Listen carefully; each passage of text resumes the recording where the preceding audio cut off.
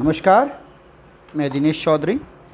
आज हम state board कक्षा 10वीं एंटायर हिंदी लोक भारती पाठ्य पुस्तक में पहली इकाई में पाठ क्रमांक 10 ठेस इस पाठ के प्रश्न उत्तर पर इस भाग में चर्चा करेंगे। पहले दो भाग में हमने पाठ की चर्चा की, कहानी को समझा। इस तीसरे भाग के वीडियो में हम ठेस पाठ के प्रश्न उत्तर देखेंगे। आइए देखते हैं। सबसे पहले विषय प्रवेश। कलाकार किसी धर्म, जाति, वर्ग का हो। जाति में ती पहले, हस्व की मात्रा, कास्ट।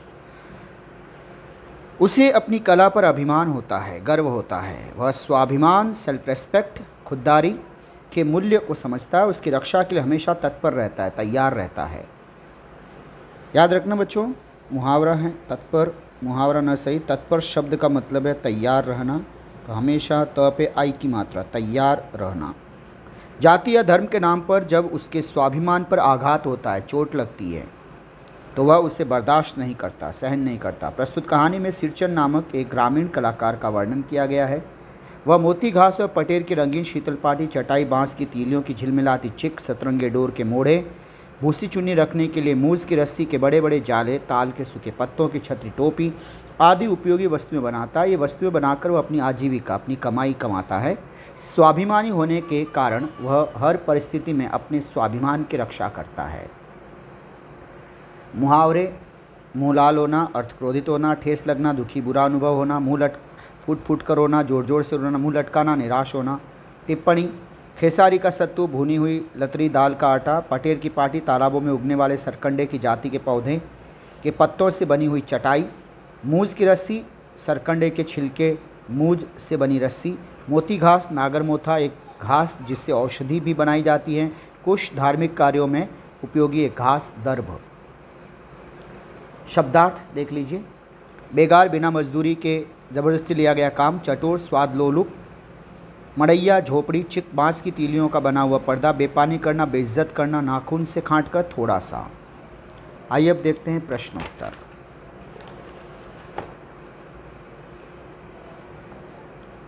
पहला ही प्रश्न है, कारण लिखिए।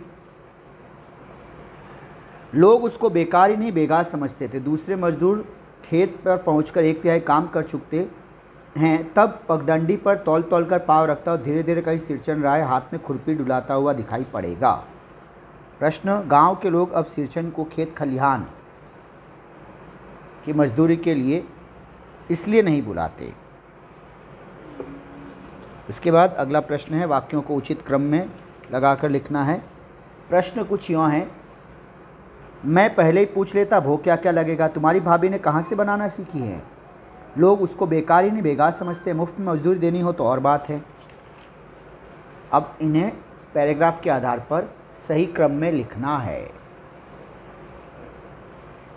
लोग उसको बेकार ही नहीं बेगार समझते हैं। मुफ्त में मजदूरी देनी हो तो और बात है। मैं पहले ही पूछ लेता, भोग क्या क्या लगेगा। तुम्हारी भाभी ने कहाँ से बनाना सीखी है। अगला प्रश्न, एक समय ऐसा भी था जब सिरचन की मड़ैया के पास बाबू लोगों की सवारियां बंधी रहती थी। सम्मान दिया है बाबू लोगों, इसलिए थी पे बिंदी। लोग उसकी खुशामद करते थे। लोग कहते, एक दिन का समय निकाल कर चलो। लोग कहते, अब तो तुम्हारे हाथ में ही सिर्फ यह कारीगरी रह गई है। अगला प्रश्न, सिरचन को लोग कहते क्या। मुफ्तखोर और कामचोर। एक शब्द में उत्तर। बिना मजदूरी दिए जबरदस्ती लिया गया काम, बेगार। बांस की तीलियों से बना पर्दा, चिक। स्वमत। खेत खलिहान की मजदूरी इस विषय पर 25 से 30 शब्दों में अपने विचार लिखे। भारत गांव और खेतों का देश है। भारत कृषि प्रधान देश है। यहाँ आज भी देश की 2/3 जनता खेती से जुड़ी है। खेत हैं, खेती है तो मजदूर भी जरूरी है। मजदूर और किसान एक दूसरे के पूरक हैं, पर्याय हैं, एक दूसरे के बिना अधूरे हैं। मजदूर के बिना किसानों का काम असंभव सा होता है। फसल की बुआई, गुड़ाई, निराई, सिंचाई आदि काम के लिए मजदूरों की आवश्यकता होती है।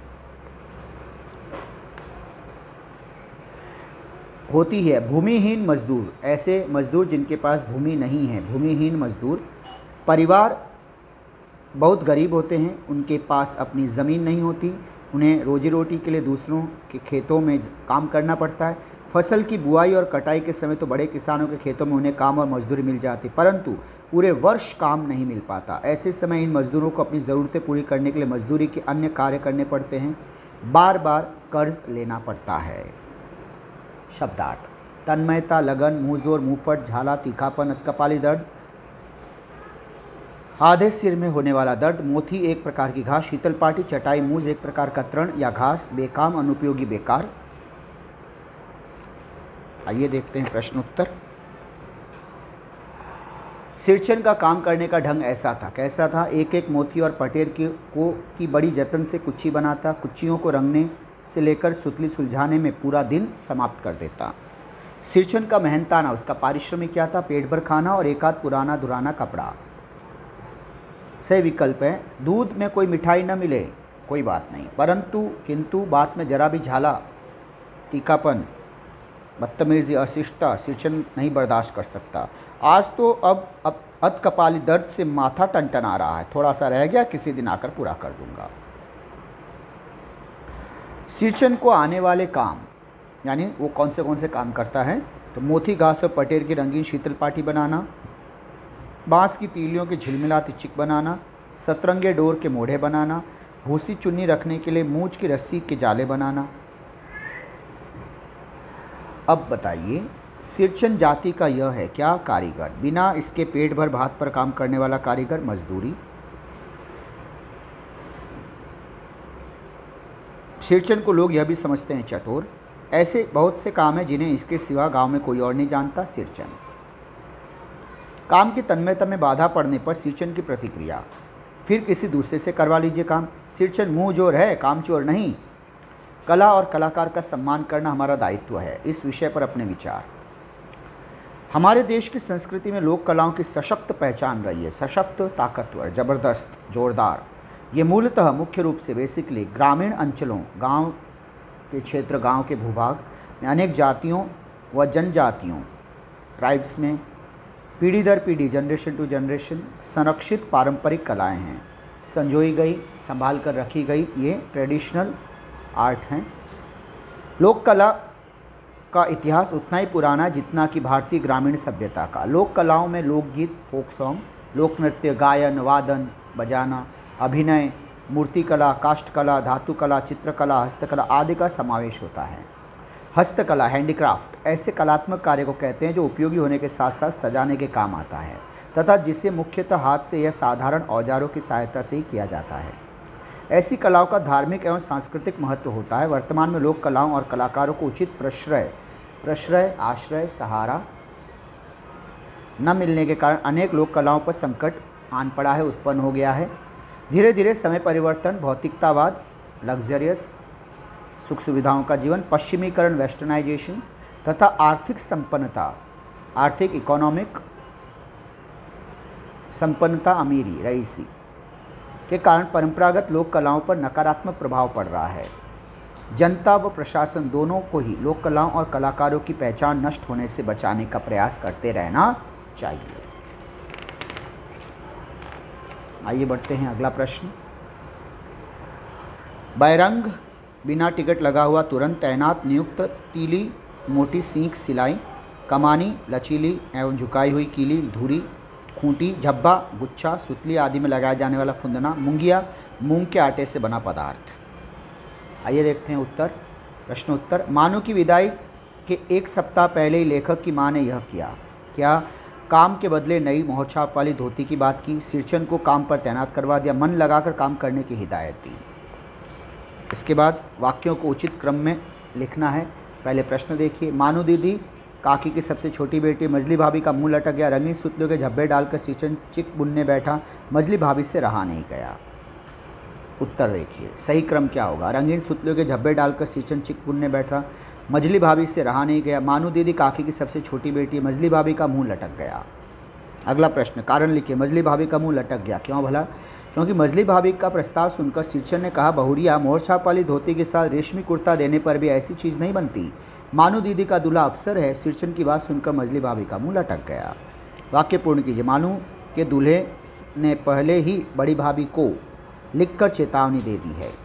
मोहर छाप वाली धोती नहीं, मूंगिया लड्डू, बेटी की विदाई के समय रोज़ मिठाई खाने को जो मिलेगी। मानू के दूल्हे ने मंगवाई थी क्या? 3 जोड़ी फैशनेबल चिक और पटेल की 2 शीतल पार्टियाँ। स्वमत है बच्चों, मन लगाकर काम करना एक गुण है। इस विषय पर अपने विचार। किसी भी काम को मन लगाकर अर्थात तन्मयता से करना एक गुण है, उसका फल भी हमें मिलता है। मन लगाकर किए गए काम के परिणाम हमेशा उत्तम होते हैं। जिस काम को करने में मन लगता है वह कभी बोझ नहीं लगता। जो काम मन लगाकर, मन मार कर करना पड़े, अनिच्छा से करना पड़े, न चाहते हुए करना पड़े, वह बोझ बन जाता है। कुछ लोग ऐसे होते हैं जो एक किनारे खड़े होकर नाव की तलाश करते हैं, अर्थात उचित काम और अवसर की तलाश करते रहते हैं और वह अवसर कभी नहीं आता। वे ज़िंदगी भर इंतज़ार ही करते रहते हैं। कुछ लोग नौकरी में मन लगाकर काम ही नहीं करना चाहते। दूसरे साथी जब मेहनत और लगन से काम करके प्रोन्नति, तरक्की, उन्नति, प्रमोशन पाकर आगे बढ़ जाते हैं तो ईर्ष्या के वश, ईर्ष्या, जलन, जेलेसी के कारण उन्हें अधिकारियों का चमचा आदि कहकर अपने मन की भड़ास निकालते हैं। प्रश्न शब्दार्थ। पाँति पंक्ति, लक्ष्य करना, ध्यान से देखना, कलेवा, सुबह का जलपान, तमतमाकर, क्रोधित होकर, बतकुट्टी, बात काटने की प्रक्रिया, बात काटने की क्रिया। किसने किससे कहा?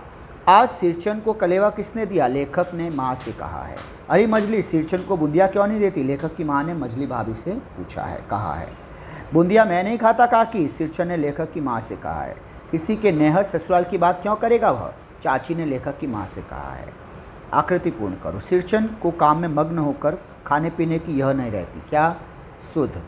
चिक में सुतली के फंदे डालकर सिरचन ने इस पर निगाह डाली। किस पर? सूप पर।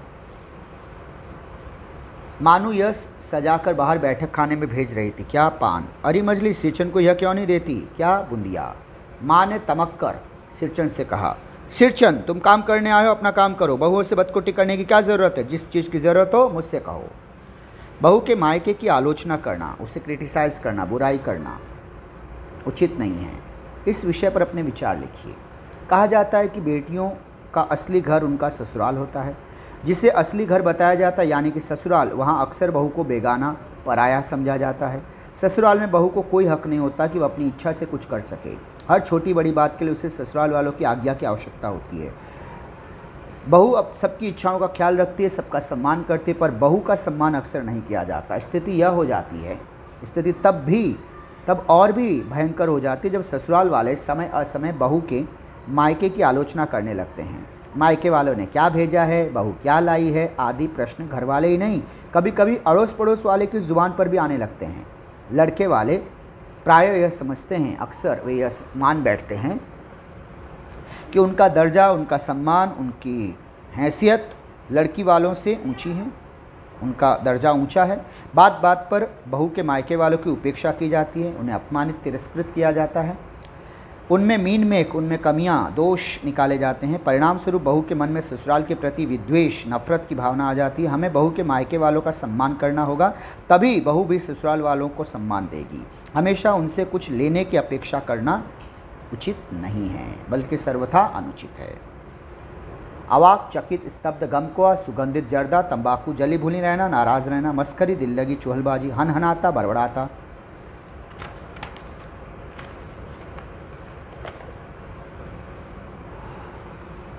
एक शब्द में उत्तर। सिरचन ने छोटी चाची से मांगा, तो बताइए क्या मांगा? गमकुआ, जर्दा। सिरचन की घरवाली ने यह बुनी थी क्या? शीतल पार्टी। सिरचन, उचित क्रम लगाइए। सातों तारे मंद पड़ गए। सिरचन ने मुस्कुराकर पान का बीड़ा मुंह में ले लिया। चाची कई कारणों से जली भुनी रहती थी सिरचन से, बस सिरचन की उंगलियों में सुतली के फंदे पड़ गए। अब सही क्रम क्या है वो देखिए। सिरचन ने मुस्कुराकर पान का बीड़ा मुंह में ले लिया। चाची कई कारणों से जली भुनी रहती थी सिरचन से, बस सिरचन की उंगलियों में सुतली के फंदे पड़ गए। सातों तारे मंद पड़ गए। अगला प्रश्न, कारण लिखिए। मेरा कलेजा धड़क उठा, हो गया सत्यानाश। क्यों? चाची ने सिरचन को बुरी तरह डांटा था। मैं जानता था कि सिरचन बड़ा स्वाभिमानी है, मैं यानी लेखक स्वाभिमानी है। अब वह मानू के ससुराल के लिए चिक और शीतल पार्टी बनाएगा भी या नहीं, यह जानते ही या सोचते ही लेखक का कलेजा धड़क उठा। सातों तारे मंद पड़ गए। क्यों भला? सिरचन बड़ा स्वाभिमानी था। चाची ने उसे बुरी तरह डांटा तो वह चिक को जिसे उसने बड़े मन से बनाना शुरू किया था अधूरी छोड़कर चला गया। सिरचंद काम अधूरा छोड़कर चला गया, क्या यह उचित था? इस विषय पर अपने विचार। लेखक की चाची के भला बुरा कहने पर सिरचंद नाराज होकर काम अधूरा छोड़कर चला गया। इसे किसी भी प्रकार उचित नहीं कहा जा सकता। सिरचंद अच्छी तरह जानता था कि चिक और पटेल की शीतल पार्टियां मानू के अफसर दूल्हे की फरमाइश पर बनवाई जा रही हैं। मानू उन्हें लेकर ही ससुराल जाएगी, फिर भी उसने काम पूरा नहीं किया और चला गया।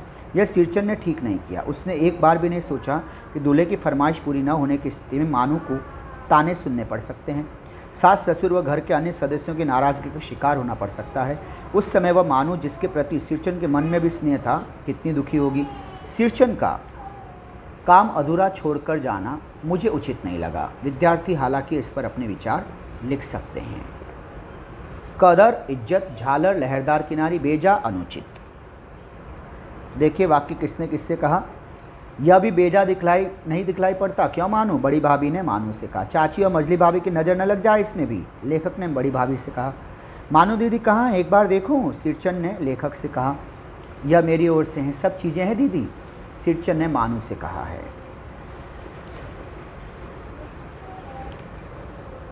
वाक्यों का उचित क्रम लगाइए।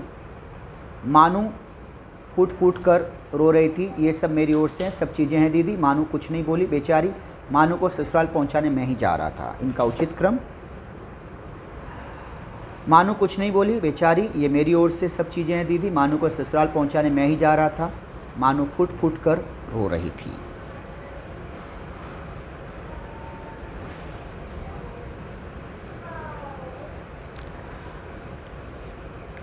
दरअसल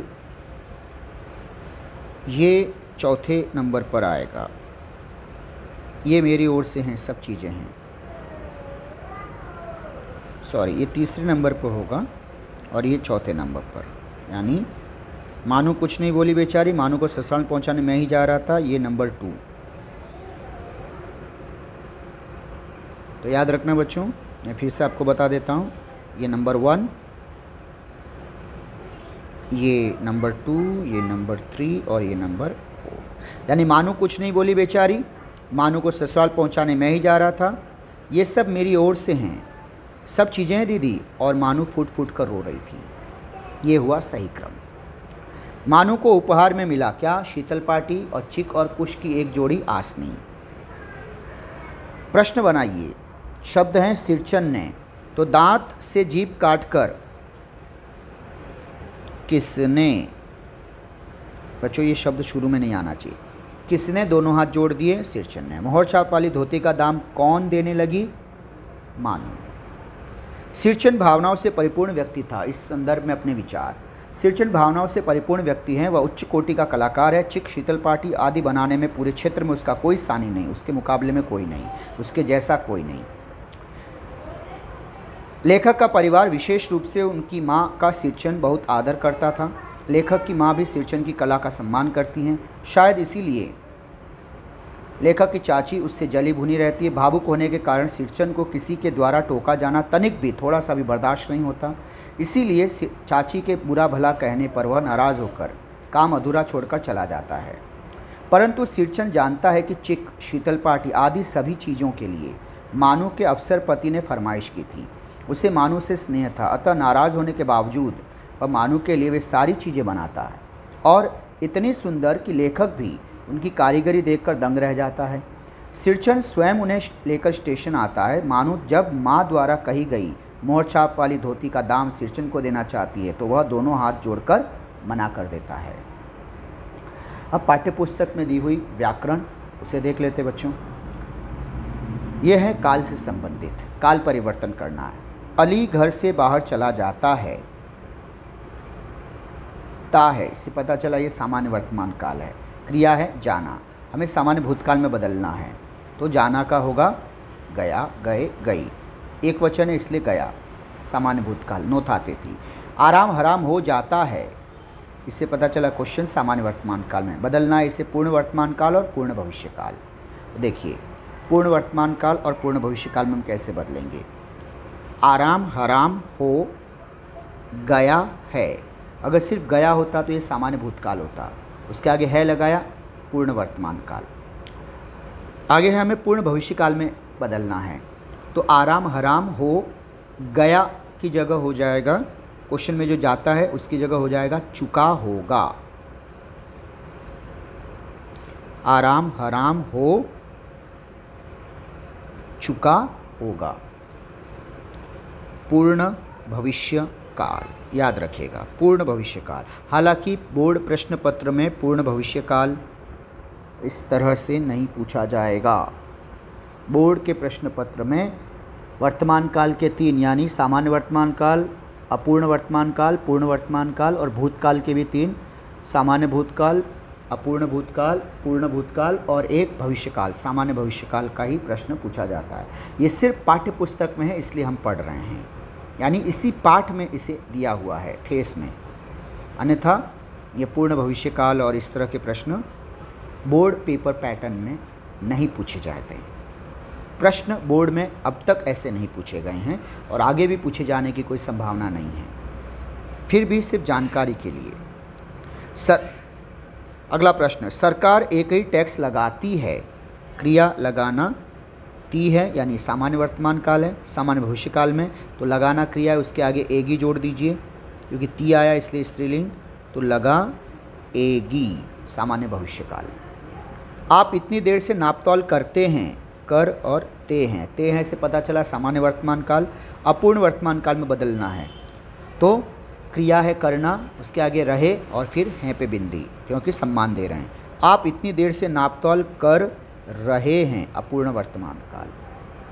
वे बाजार से नई पुस्तक खरीदते हैं, खरीदना क्रिया है, ते हैं सामान्य वर्तमान काल। इसे बदलना है पूर्ण भूतकाल और अपूर्ण भविष्य काल।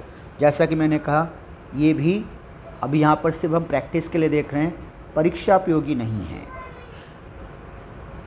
सिर्फ जानकारी के लिए सुन लीजिए। वे बाजार से नई पुस्तकें खरीदते हैं, पूर्ण भूतकाल।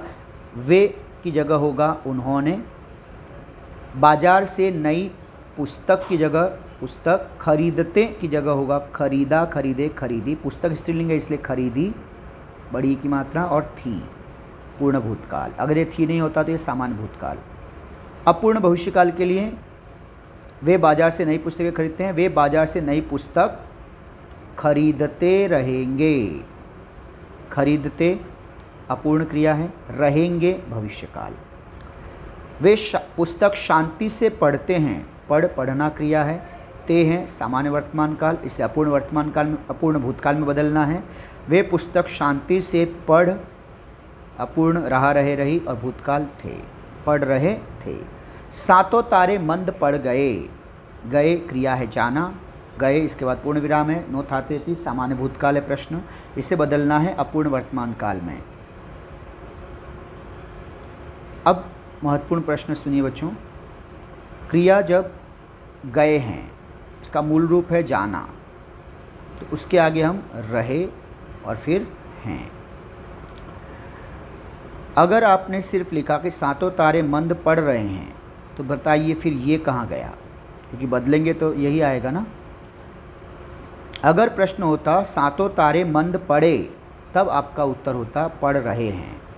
गौर कीजिए मैं जो कह रहा हूँ, क्वेश्चन ऐसा दिया है वैसा ही उत्तर होगा, हम इसे नज़रअंदाज नहीं कर सकते। तो उत्तर होगा अब सातों तारे मंद पड़ जा रहे हैं। पढ़ने में भले ही ऑड लगता हो, हमने घर पे बैठ के ये प्रश्न नहीं बनाए हैं। प्रश्न जैसा दिया जाएगा काल परिवर्तन उसी अनुरूप में होगा। मैंने, मैं पे बिंदी, मैंने खिड़की से गर्दन निकालकर झिड़की डांटने के स्वर में कहा। कहा सामान्य भूतकाल। अपूर्ण भूतकाल में इसे बदलना है। अपूर्ण रहा, रहे, रही, भूतकाल था, थे, थी, तो मैंने की जगह होगा मैं खिड़की से गर्दन निकालकर झिड़की के स्वर में कह रहा था। अगर आपने यहाँ पे ने एज इट इज़ रखा मैंने, तो क्या होगा मैंने खिड़की से गर्दन निकालकर झिड़की के स्वर में कह रहा था। याद रखिए अपूर्ण भूतकाल में मैं के आगे ने नहीं आता। अगला प्रश्न, काल पहचान कर निर्देश अनुसार काल परिवर्तन कीजिए। प्रश्न है मानू को ससुराल पहुंचाने मैं ही जा रहा था। जा रहा था यहाँ पे क्रिया है जाना, ना हमने हटा दिया, मूल धातु रूप जा। उसके आगे रहा था दिया है, यानी ये अपूर्ण भूतकाल। अब इसे बदलना है सामान्य वर्तमान काल में। मानू को ससुराल पहुंचाने मैं ही जाता हूँ, इससे पता चला ये सामान्य वर्तमान काल। सामान्य भविष्य काल, मानू को ससुराल पहुंचाने मैं ही जाऊंगा, मैं है इसलिए ऊंगा, मैं की वजह से। अपूर्ण भविष्य काल, मानू को ससुराल पहुंचाने मैं ही जाता रहूंगा। पूर्ण वर्तमान काल, मानू को ससुराल पहुंचाने, मानू को ससुराल मैंने ही पहुंचाया, तो सामान्य भूतकाल, उसके आगे है लगा दिया। पूर्ण वर्तमान काल, पहुंचाया है।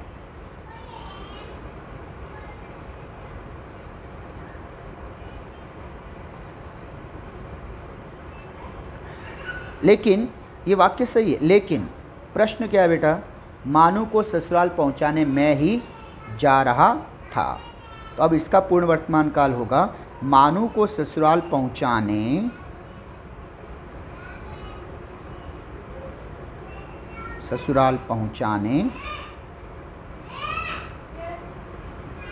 मैं ही गया हूँ। याद रखिएगा, मैं है इसलिए अंत में हूँ आया, मैं ही गया हूँ। पूर्ण वर्तमान। बच्चे प्रश्न के अनुरूप उत्तर बनेगा। सामान्य वर्तमान काल, मानू को ससुराल पहुँचाने वर्तमान काल। आप देखेंगे ऊपर ऑलरेडी सामान्य वर्तमान काल आया है, तो यहाँ पे प्रिंटिंग मिस्टेक है बेटा, ये भूतकाल। मानू को ससुराल पहुंचाने मैं ही गया, कोई था थे थी नहीं, इसके आगे था लगा दो, पूर्ण भूतकाल। देखिए मानू को ससुराल पहुंचाने मैं ही गया था। अपूर्ण वर्तमान काल, मानू को ससुराल पहुंचाने मैं ही जा रहा हूँ। पूर्ण भविष्य काल, मानू को ससुराल पहुंचाने मैं ही जा चुका हूँगा। मैंने कहा था ये परीक्षा उपयोगी, ये नहीं है और ये नहीं है, तो क्या है अपूर्ण भूतकाल, ये हमें तैयार करना होता है। सामान्य वर्तमान काल तैयार करना है, सामान्य भविष्य काल, पूर्ण वर्तमान काल, सामान्य भूतकाल, अपूर्ण वर्तमान काल, पूर्ण भूतकाल। बस ये 7 उपभेद हमें तैयार करने हैं। अपूर्ण भविष्य और पूर्ण भविष्य ये सिर्फ जानकारी के लिए देख लीजिए, सिर्फ इसी पाठ में दिया है, बाकी कहीं पर भी प्रश्न पत्र प्रारूप में पूर्व परीक्षाओं में वगैरह इसका उल्लेख नहीं होता, न ही अब तक के बोर्ड एग्ज़ाम के प्रश्न पत्र में इसका कहीं पर भी जिक्र हुआ हो। पूर्व परीक्षाओं में ये कहीं पर भी नहीं पूछा गया। आइए अब देखते हैं अगला प्रश्न।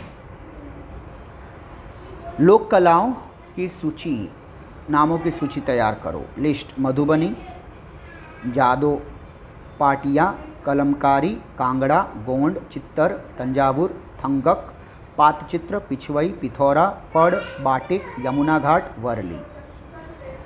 देश की आत्मा गांव में बसती है। गांधी जी के इस विचार से संबंधित लेख पढ़िए और इस पर स्वमत प्रस्तुत कीजिए। हमारा देश कृषि प्रधान देश है, हमारी ऋषि कृषि संस्कृति है।